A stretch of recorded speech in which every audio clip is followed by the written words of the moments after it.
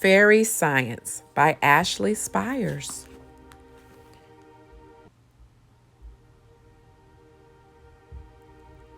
Fairy Science by Ashley Spires. Crown Books for Young Readers, New York. Esther does not believe in magic. This is unusual because Esther is a fairy, and fairies are all about magic.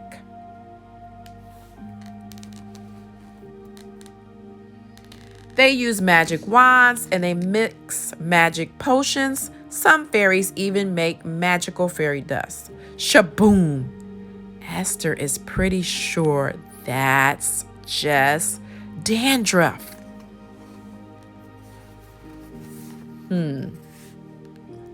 She is the only fairy in Pixieville who believes in science.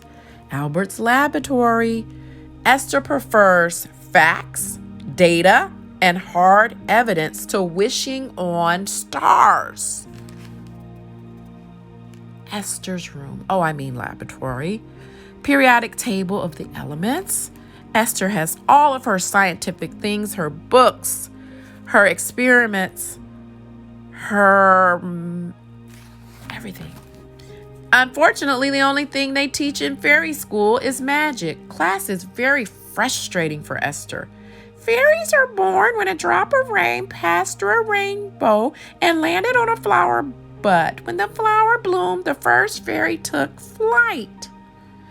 And for Miss Pelly-Petal, as you can see from this chart, it's more likely that fairies as a species evolved in response to influences such as environment and diet.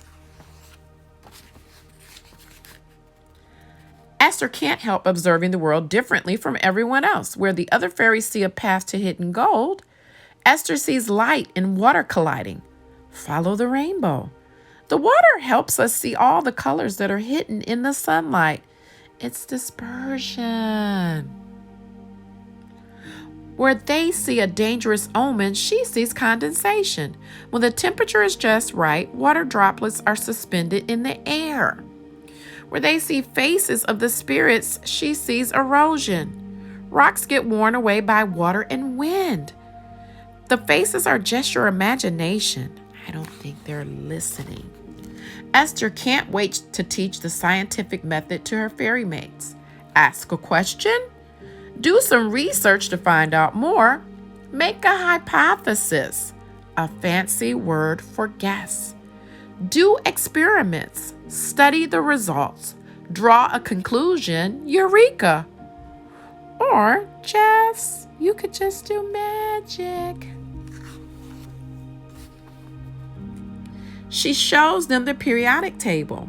This is a list of all the elements that make up the whole universe.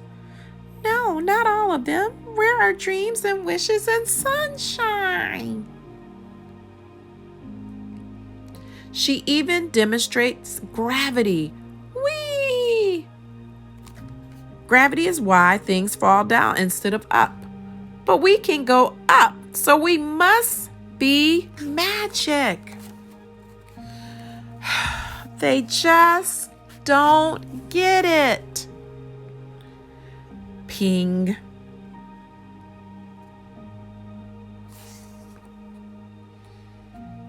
That was definitely gravity. Whoosh! The rock hit the tree, the leaves came down and covered Esther. And there is definitely something wrong with this tree. It's wilting. Oh no. Alakazoo, the fairies do their best to help. They cast spells.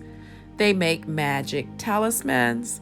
They even do a mystical moonlight dance. But nothing works. The tree keeps wilting. Esther asks a question. Why is the tree wilting? She does some research. What do I know about trees? They have leaves, they have roots, they are pretty, they grow out of dirt. She makes a hypothesis. What do trees need to grow? Soil, water, air, hugs. She tries some experiments. Gotta find a way to help this tree. She studies her results. At last, Esther draws a conclusion. Eureka! I got it. The tree needs more sunlight.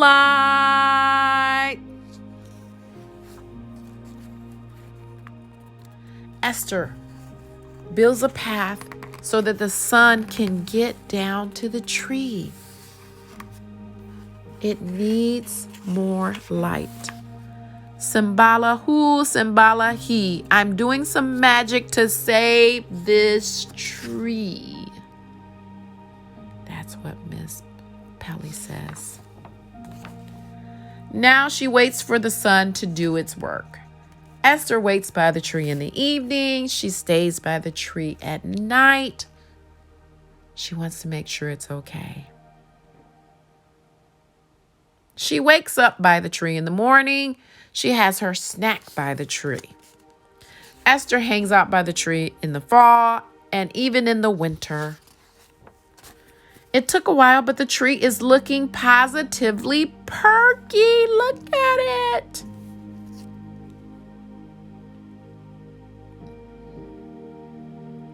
She did it. Esther has proven the power of science. Miss Pellypetal did it. Magic saved the tree. At least she thought she did.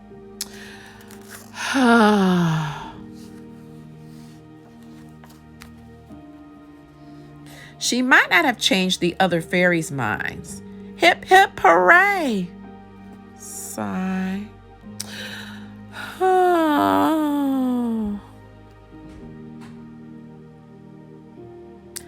But Esther has inspired some questions.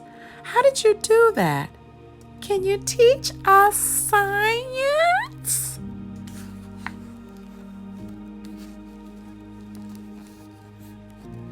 Esther's happy. And that's where every scientist starts, with questions. Photosynthesis, energy, oxygen, all connected with the life cycle of a tree.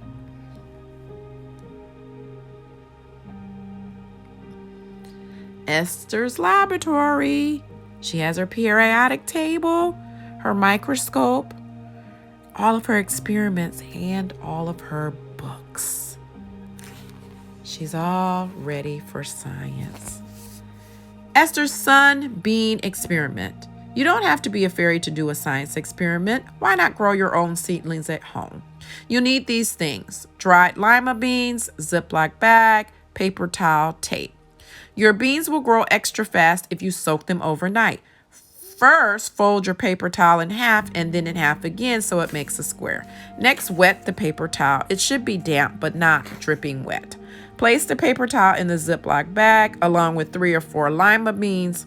Plants need a lot of room to grow, so don't add too many beans. Finally, seal up the bag and tape it to a well-lit window. Just like our tree, these plants need sun to grow. Once your experiment is set, make a hypothesis about how long you think it will take for the seedlings to grow. This is called germination. Study your results every day to see and make conclusions about what you see. That's the scientific method. Why don't you try to grow it? Magic or science? Esther chooses science, even though all the fairy mates in Pixieville believe in magic. Esther is amazing.